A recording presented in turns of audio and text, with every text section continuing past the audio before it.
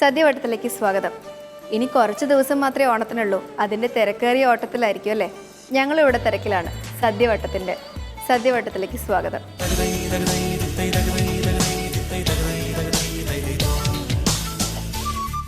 ഇന്ന് പ്രേക്ഷകർക്ക് വേണ്ടിയിട്ട് എന്ത് വിഭവമാണ് തയ്യാറാക്കുന്നത്? ഓണവിഭവങ്ങളിൽ പ്രധാനം എപ്പോഴും പായസങ്ങൾ കാണുമല്ലോ. അപ്പോൾ പായസമാണ് ഇന്നത്തെ വിഭവം. നമ്മൾ വിവിധതരം പായസങ്ങൾ അവതരിപ്പിക്കുന്നതിൽ ആദ്യം നമ്മൾ അടപ്രഥമൻ ഉണ്ടാകും. അടപ്രഥമൻ അല്ലേ? എന്താണ് അടപ്രഥമൻ? പ്രഥമൻ എന്ന് പറയാൻ കാരണം എന്താണ്? പായസങ്ങൾ എല്ലാം പൊതുവെ ജനറലി പായസം, അത് എല്ലാത്തിനും പായസം പായസം എന്ന് പറയുമ്പോൾ അടപ്രഥമൻ എന്നാണ്. അടപ്രഥമൻ ഈ പരിപ്പ് പ്രഥമൻ, കടലപ്രഥമൻ, ശർക്കര ഉരുക്കി ചേർത്ത് തേങ്ങാപ്പാൽ പിഴിഞ്ഞൊഴിച്ചിട്ടുള്ള പായസങ്ങൾക്കെല്ലാം പ്രഥമൻ എന്ന് പറയുന്നത്. പക്ഷേ അതിനേക്കാൾ ഉപരി സദ്യയിൽ പ്രഥമ സ്ഥാനം കൊടുക്കുന്നതുകൊണ്ടാണ് ഇതിനെ പ്രഥമൻ എന്നും പറയുന്നത്. ശരി. മറ്റ് പായസങ്ങൾ ആരോണ പായസം പോലുള്ളൊന്നും അത് തേങ്ങാപ്പാലൊന്നും ചേർക്കുന്നില്ലല്ലോ, അതുകൊണ്ട് അത് ആരോണ പായസം എന്ന് പറഞ്ഞു പോകുന്നുണ്ട്. ഇത്തരം പായസങ്ങളെ പ്രഥമൻ എന്ന് പറയുന്നത്.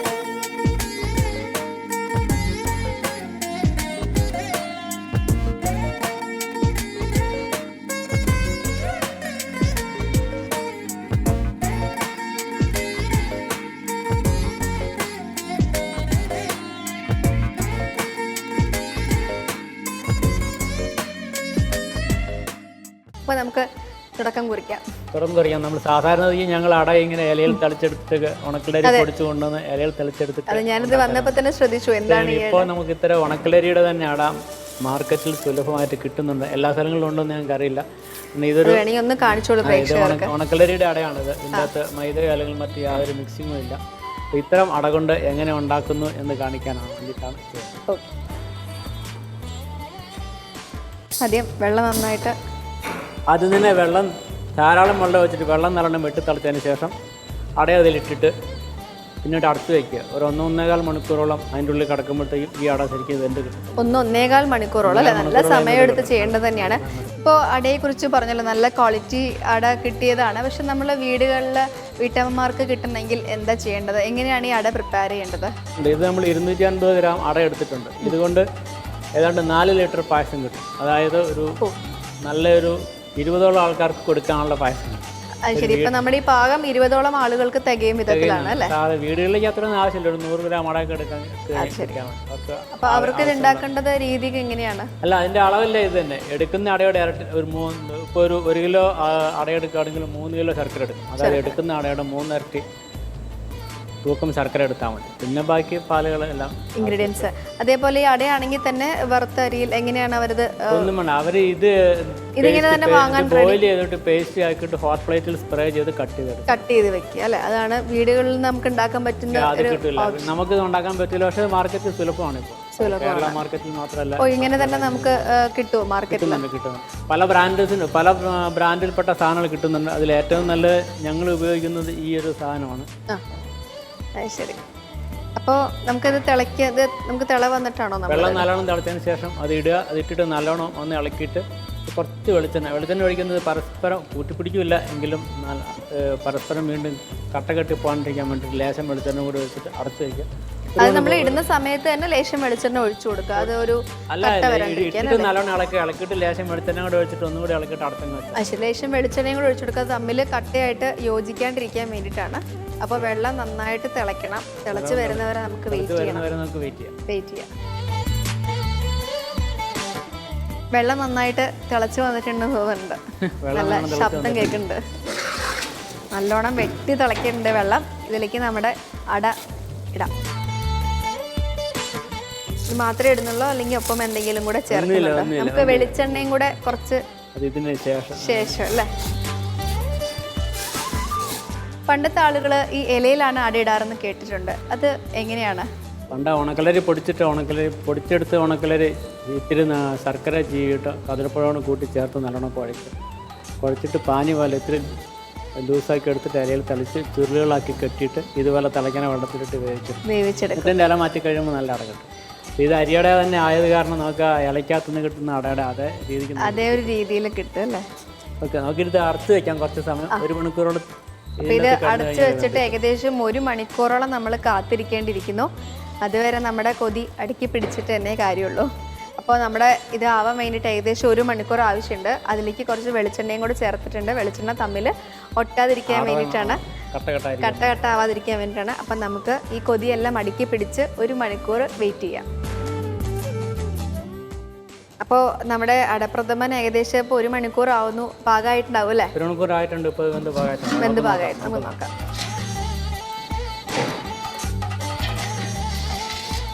നന്നായിട്ട് ഇങ്ങനെ ഉടഞ്ഞ് ഏകദേശം പേസ്റ്റ് പോലെ, പേസ്റ്റ് അല്ലെങ്കിൽ കൂടെ അത്രയും നന്നായിട്ട് ആയിട്ടുണ്ട്. അപ്പോൾ നമുക്ക് ഇനി അടുത്തൊരു ഘട്ടം ഇതിന്റെ വെള്ളം ഊറ്റി കളഞ്ഞിട്ട് വളരെ നന്നായിട്ട് 2-3 പ്രാവശ്യം പച്ചവെള്ളത്തിൽ കഴുകണം.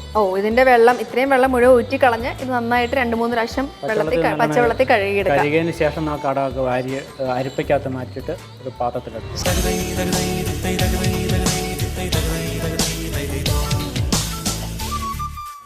അപ്പോൾ നമ്മുടെ അട നന്നായിട്ട് 3-4 പ്രാവശ്യം വെള്ളത്തിൽ കഴുകി വെച്ചിട്ടുണ്ട്. തണുത്ത വെള്ളത്തിൽ 3-4 പ്രാവശ്യം കഴുകി വെച്ചിട്ടുണ്ട്. കഴുകിയിട്ട് ഒരു അരിപ്പയ്ക്കകത്ത് വാങ്ങിയിട്ട് എടുത്താൽ ശരിക്കും അരിയട തന്നെയാണ് ഞാൻ പറയാൻ കാരണം. ഇതൊരു മറ്റുള്ള അടകളാണെങ്കിൽ ഇങ്ങനെ കിട്ടില്ല. ആണല്ലേ? നമുക്ക് ആദ്യം ശർക്കര ഉരുക്കാം. നമുക്ക് ആദ്യം ശർക്കര നന്നായിട്ട് ഉരുക്കിയെടുക്കാം. എന്തിലാ? വെള്ളത്തിൽ അല്ലേ? ശരിക്കും എത്ര തരം പായസങ്ങളുണ്ട്? ഇപ്പോൾ പായസത്തിൽ കുറച്ച് പ്രോമിനൻ്റ് ആയിട്ട് നിൽക്കുന്ന കുറച്ച് പായസങ്ങളുണ്ടല്ലോ, അത് എത്ര തരമാണ്? സാധാരണഗതിയിൽ മലയാളികളുടെ ഇടയ്ക്ക് പ്രചാരത്തിലുള്ള 8 പായസം വരിക. 8 പായസേ ഉള്ളൂ അല്ലേ? അത് ശരി. ഇന്നോവേഷൻസ് ആണ്. ഓഹോ, അത് ശരി. അപ്പോൾ 8 പായസമാണ് ശരിക്കുള്ള പായസം. പിന്നെ വെറുന്നതെല്ലാം പല പല വെറൈറ്റീസ് നമ്മളായിട്ട് ഉണ്ടാക്കുന്നതാണ്. പിന്നീട് നമ്മൾ ഉണ്ടാക്കുന്ന വെറൈറ്റികളാണ്. ഓ, അത് ശരി. അപ്പോൾ നമുക്ക് ശർക്കര, എത്ര ശർക്കര? ഒരു ഞാൻ പറഞ്ഞല്ലോ 3 ഇരട്ടി അല്ലേ? അടയുടെ തൂക്കത്തിന്റെ 3 ഇരട്ടി. അപ്പോൾ 3 ഇരട്ടി ശർക്കര നമ്മൾ ഇതിന് കരുതണം. അത് ഇതിന് അളവ് കൂടുതലുണ്ട്. ഇതിപ്പം സാധാരണ നമ്മൾ ഇലയിൽ തളിച്ച് എടുക്കുന്ന അട 1 കിലോ അരി പൊടിച്ചിട്ട് അട ഉണ്ടാക്കിയാൽ നമുക്കൊരു 8 ലിറ്റർ 9 ലിറ്റർ കൂടുതൽ അടപ്രഥമൻ കിട്ടില്ല. അതേസമയത്ത് ഇത് 1 കിലോ അട നമ്മൾ എടുത്തിട്ട് ചെയ്യുമ്പോൾ 12 ലിറ്റർ അത് കിട്ടുന്നുണ്ട്. അതുകൊണ്ടാണ് ശർക്കരയ്ക്ക് അളവ് കൂടുതൽ. ഞാൻ കേട്ടിട്ടുണ്ട് പായസത്തിൽ അതായത് മുല്ലപ്പൂ ഒക്കെ നമ്മൾ ആഡ് ചെയ്ത് അങ്ങനെ ഒരു വിഭവമുണ്ട്. മുല്ലപ്പൂ അല്ലാതെ മറ്റെന്തൊക്കെ തരം റെയർ പായസങ്ങളാണ്? ഇപ്പോൾ പൈനാപ്പിൾ പായസം നമ്മൾ പറയുണ്ടായി, അതേപോലെ മറ്റെന്തൊക്കെ റെയർ പായസങ്ങളാണ് ഉള്ളത്? ഒരുപാട് ഉണ്ടാവും.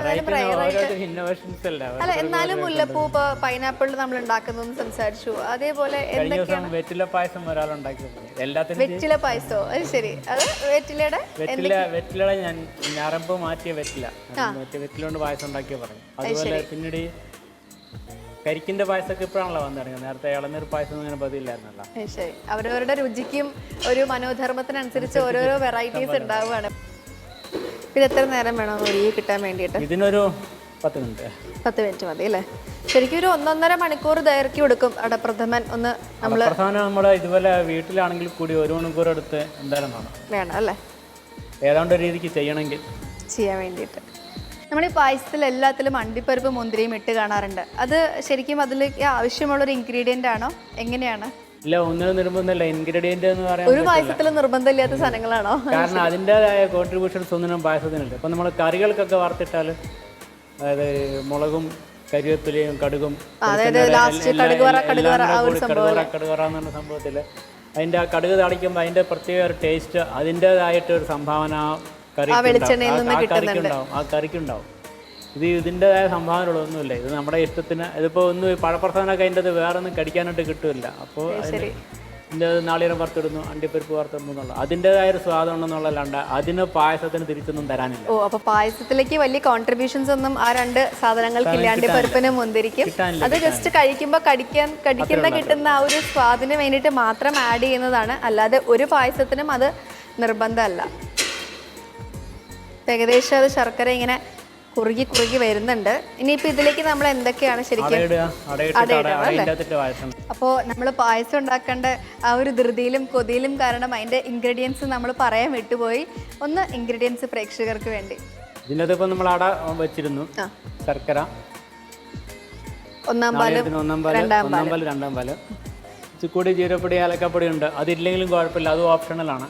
പിന്നെ പൊതുവെ എല്ലാവരും ആവശ്യം ചെറിയൊരു ടേസ്റ്റ് വേണം, ഒരു ഫ്ലേവറിന് വേണ്ടിയിട്ട്. വളരെ കുറച്ച് ഇൻഗ്രീഡിയൻറ്റ് മാത്രം മതി അല്ലേ? വളരെ കുറച്ച്. ഇതിൻ്റെ കുറച്ച് ക്ഷമ, അതായത് ഈ അട നല്ലോണം ഇത് തണുത്ത വെള്ളത്തിൽ നല്ലോണം കഴുകിയാൽ മാത്രമേ അതൊരു ഇഴുക്കലില്ലാണ്ട് വൃത്തിയായിട്ട്. കണ്ടോ, പായസം ഉണ്ടാക്കാൻ ആദ്യം വേണ്ടത് നല്ല ക്ഷമയാണ്. കാരണം ഓരോ പ്രൊസീജിയേഴ്സിനും അതിൻ്റെതായ ടൈമുണ്ട്. അപ്പോൾ ആദ്യം വെള്ളം തിളയ്ക്കാനായിട്ട് നമ്മൾ ഒരുപാട് നേരം വെയിറ്റ് ചെയ്തു. ശർക്കര ഉരുകാൻ, അട കറക്റ്റായിട്ട് വെന്ത് വരാൻ ഏകദേശം 1.5 മണിക്കൂറത്തെ സമയമെടുക്കും. അപ്പം നല്ല ക്ഷമയുണ്ടെങ്കിൽ നല്ല രുചിയുള്ള പായസങ്ങൾ നമുക്ക് കഴിക്കാം. പായസം എന്നല്ല ഏത് സാധനം തീർച്ചയായിട്ടും ക്ഷമ അത്യാവശ്യമാണ്. അതെ, എന്നാലും കുറച്ച് ദൈർഘ്യം കൂടുതൽ നമ്മളെ കൊതിപ്പിക്കുന്ന സാധനമായി പോയി, പായസമായിപ്പോയി. ഇതിലേക്ക് അട ഇട്ടതിന് ശേഷം എത്ര നേരം ഇങ്ങനെ കിടന്ന് കുറുകണം ഇതിലേക്ക്? അതല്ല, അത് വഴറ്റി അത് ശരിക്കും ഇതിൻ്റെ ശർക്കരയുടെ വെള്ളം പറ്റി അടയിൽ നല്ലോണം മധുരം പിടിച്ചു കഴിഞ്ഞാൽ അടച്ചു വെക്കേണ്ടതുണ്ടോ? നമ്മൾ ഒന്നും വേണ്ട. ഇത് ശരിക്കും ശർക്കര ഉരുക്കി അരിക്കേണ്ടതാണ്. അപ്പം ഞങ്ങൾ ഉപയോഗിക്കുന്ന ശർക്കര മറയൊരു നല്ല ബെസ്റ്റ് ക്വാളിറ്റി ശർക്കര ആയ കാരണം അരിക്കുന്നില്ല എന്നുള്ളൂ. മാർക്കറ്റിൽ കിട്ടുന്ന മിക്ക ശർക്കരകളും അരിക്കേണ്ടതായിട്ടുണ്ട്.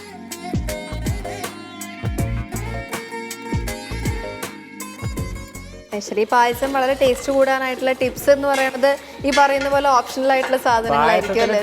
ടേസ്റ്റ് കൂടാൻ നല്ലത് ഇതൊന്നും ചേർക്കാണ്ടിരിക്കുന്നത്. കാരണം ഓരോന്നിനും അതിൻ്റെതായ ഒരു സ്വാദുണ്ട്. പഴപ്രസം അതിൻ്റെ ഒരു സ്വാദുണ്ട്. പഴപ്രസം വെച്ചാൽ പഴത്തിൻ്റെ ഒരു സ്വാദുണ്ട്. അത് ഇത്തരം ഫ്ലേവേഴ്സ് ചേർക്കുമ്പോൾ അത് നഷ്ടപ്പെടും. ഇത് ഞങ്ങൾ സാധാരണ ചേർക്കാറ് ഏതെങ്കിലുമൊക്കെ സാധനം ചോട്ടി പിടിച്ചാൽ അതിൻ്റെ സ്വാദ് വരാണ്ടിരിക്കുകയാണ്. ഓ, അത് ശരി, എന്തെങ്കിലും അടി പിടിച്ചു കഴിഞ്ഞാൽ അല്ലേ വരാണ്ടിരിക്കാൻ വേണ്ടി നമ്മൾ ചേർക്കുന്നത്. ഇപ്പോൾ ശർക്കര നല്ലോണം ഉരുകി, ശർക്കര ഇപ്പം നന്നായിട്ട് ഉരുകിയിട്ടുണ്ട്. ഇതിലേക്ക് നമ്മുടെ കഴുകി വെച്ച അട നമുക്ക് അതിലേക്ക് ചേർക്കാം. ഇങ്ങനെ വീണ കാണുമ്പോൾ തന്നെ ഒരു ഭംഗി. ശരിയും സദ്യവട്ടത്തിൽ നമ്മൾ കഴിക്കുന്ന സമയത്ത് തന്നെ പായസത്തിന് ഭയങ്കര മധുരം കൂടി എന്ന് പറയാറുണ്ട് പല സദ്യകളിലും. നമ്മളത് മധുരം അധികം ഡിമാൻഡ് അനുസരിച്ച് ചേർക്കുകയാണോ അതോ അത്രയും മധുരമുള്ളൊരു? അല്ല, ചില വെറൈറ്റികൾ കിട്ടുന്ന അത് മിക്കവാറും സ്വാഭാവികമായിട്ട് നമുക്ക് ഇതിനൊരു കണക്കുണ്ട്. അല്ല, ഇപ്പോൾ ഒരു യൂണിറ്റിൻ്റെ കണക്ക് 100 പേർക്ക് ഇത്ര എന്ന് പറയുന്ന പോലെ തന്നെ 1 കിലോ ആയിരിക്കും ഇത്ര, അല്ലെങ്കിൽ 1 കിലോ ഗോതമ്പിന് ഇത്ര, 1 കിലോ പരിപ്പിന് ഇത്ര എന്നൊരു കണക്ക് ശർക്കരയ്ക്കുണ്ട്. പക്ഷേ ചില ശർക്കര എപ്പോഴും ഓപ്പൺ മാർക്കറ്റിൽ കിട്ടുന്ന കാരണം എല്ലാത്തിനും ഒരു കൺസിസ്റ്റൻസി ഉണ്ടാവില്ല. അതിൻ്റെ ക്വാളിറ്റിക്കും അതിൻ്റെ മധുരത്തിനും അതിൻ്റെ ഏറ്റക്കുറച്ചിലുകൾ സ്വാഭാവികമായിട്ട് സംഭവിക്കാം. അല്ലാതെ ഒരു പാചകക്കാരനും മറിഞ്ഞുകൊണ്ട് മധുരം കൂട്ടില്ല അല്ലേ? പക്ഷെ ചിലത് പറയും അയ്യോ മത്ത് പിടിക്കണം, 1 ഗ്ലാസ് 1/2 ഗ്ലാസ് ഒക്കെ മതി എന്ന് പറയുന്ന ചില സാഹചര്യങ്ങൾ നമുക്ക് സദ്യ കഴിക്കുമ്പോൾ വന്നിട്ടുണ്ടല്ലോ. അത് ശരി. അപ്പം അങ്ങനെ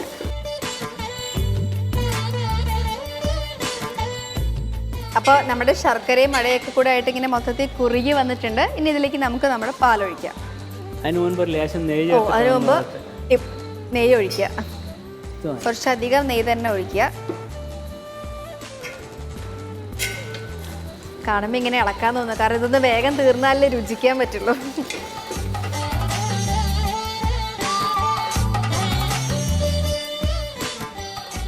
പാലൊഴിക്കാം.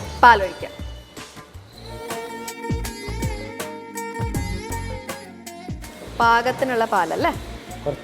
കുറച്ചൊഴിച്ചിട്ട് തിളച്ചതിന് ശേഷം അടുത്ത പാൽ. ഈ പാൽ ഒഴിച്ചതിന് ശേഷം അത്യാവശ്യം നന്നായിട്ട് തിളച്ചതിന് ശേഷം മാത്രമേ രണ്ടാം പാല് ഒഴിക്കാൻ പാടില്ല. രണ്ടാം പാൽ തന്നെയാണ് അത്. ഒന്നിച്ചൊഴിച്ചാൽ വെള്ളച്ച വരുന്നത്.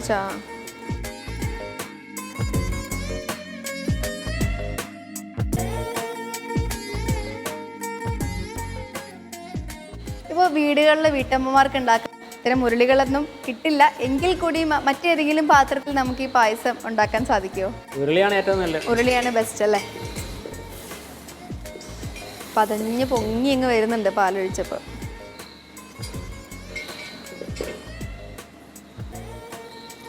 ബാക്കിയുള്ള പാലും കൂടെ നമുക്ക് ചേർത്ത് കൊടുക്കാം.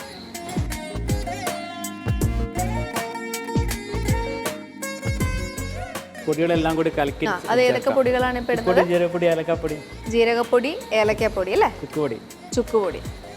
ചുക്കുപൊടി, ഏലക്കാപ്പൊടി, ജീരകപ്പൊടി, ഈ 3 പൊടിയും കൂടെ ഇപ്പോൾ മിക്സ് ചെയ്യുന്നുണ്ട്. അത് എന്തിലേക്കാണ് മിക്സ് ചെയ്യേണ്ട? അങ്ങനെ എന്തെങ്കിലും ഉണ്ടോ? വെളിച്ചെണ്ണയോ നെയ്യോ അങ്ങനെയുണ്ട്? ചൊടിക്കാൻ പാടില്ല. തേങ്ങാപ്പാലിൽ തന്നെ മിക്സ് ചെയ്യാം അല്ലേ? അപ്പോൾ തിളയ്ക്കുന്നതനുസരിച്ച് പാൽ ഒഴിച്ചു കൊടുക്കുക. കുറച്ച് പാല് പൊടികൾ മിക്സ് ചെയ്യാൻ വേണ്ടിയിട്ട് എടുക്കുക.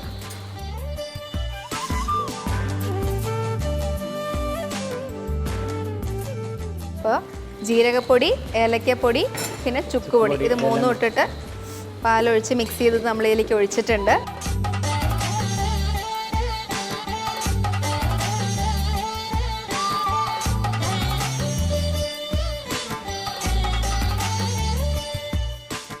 അപ്പോൾ പായസം ഇങ്ങനെ കൊതിപ്പിച്ചുകൊണ്ടിരിക്കുകയാണ്. പക്ഷേ നമുക്ക് കുറച്ചു നേരം വെയിറ്റ് ചെയ്യണം. അതിനു മുമ്പ് ചെറിയൊരു ഇടവേള.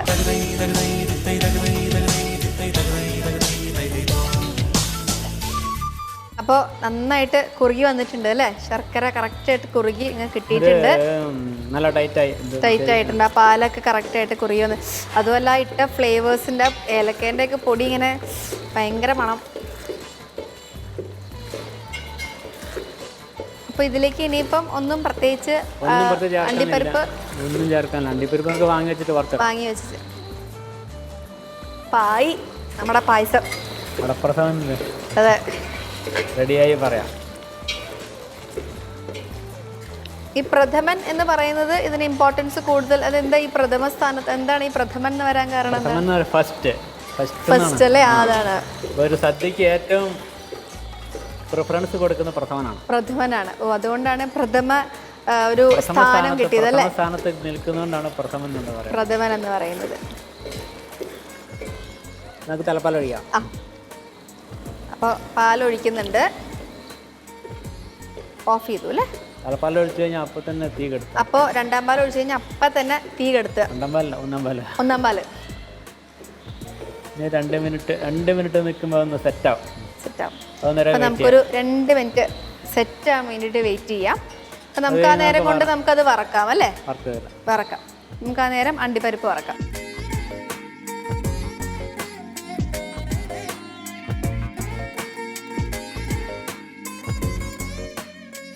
അപ്പോൾ നമുക്ക് ഇത് വറക്കാം, അണ്ടിപ്പരിപ്പ് വറക്കാം.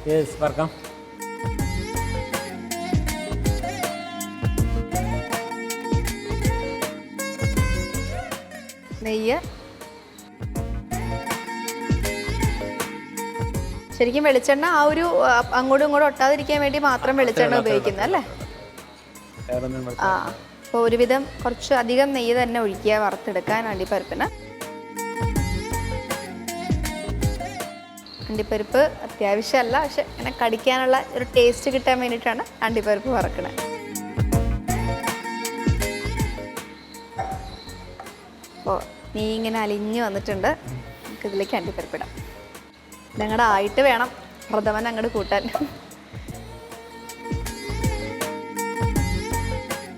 മുന്തിരി ഒഴിവാക്കിയതാണല്ലേ? അണ്ടിപ്പരിപ്പ് മാത്രമാവട്ടെ.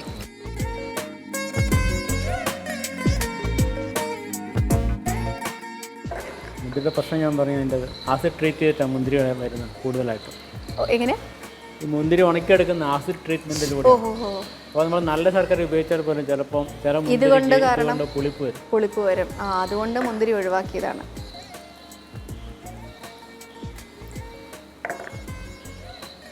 അപ്പോൾ ഇങ്ങനെ വറുത്ത് വരികയാണ്. നല്ല ബ്രൗണിഷ് ആവണം അല്ലേ? ഒരുവിധം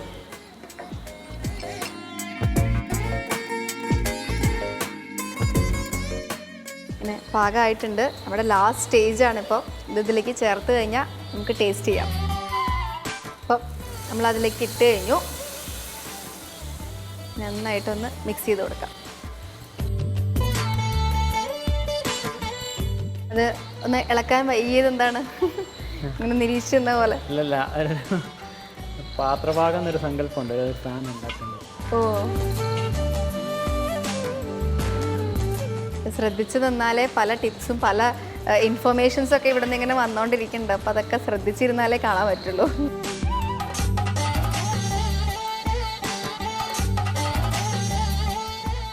അപ്പം എപ്പോഴത്തെയും പോലുള്ള എൻ്റെ കർത്തവ്യം ആരംഭിക്കാനായി. ടേസ്റ്റ് ചെയ്യാം. തീർച്ചയായിട്ടും.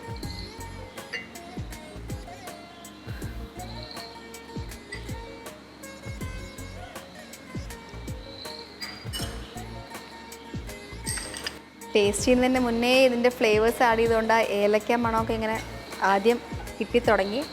ടേസ്റ്റ് ചെയ്യാം.